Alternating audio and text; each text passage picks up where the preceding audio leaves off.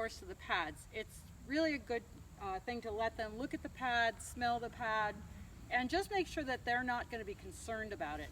As you can see, Al's not too terribly concerned about the pad at all, but some horses, even just approaching with one of these surefoot pads, can make them upset. So that's really the first thing to do. Many horses ignore it at first, but that's okay. You want to present it and let them have an opportunity to check it out. And then just drop it somewhat casually on the ground. The reason I'm casually dropping it is that I want to know before I get underneath that horse if he's going to be upset by that pad.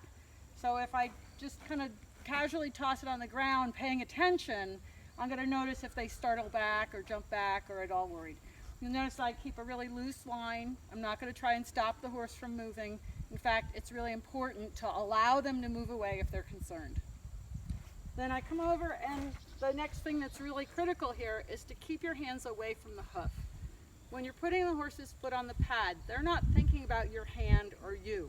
They're wondering what this strange thing is that you're placing their foot on. So I pick up the leg, and I use my foot to position the pad underneath the hoof, and then let the hoof down. So you'll notice that my hand was never near the pad, and that's just really important for safety. Okay? Allow the horse to stand on the pad. If he steps right off, it's totally okay.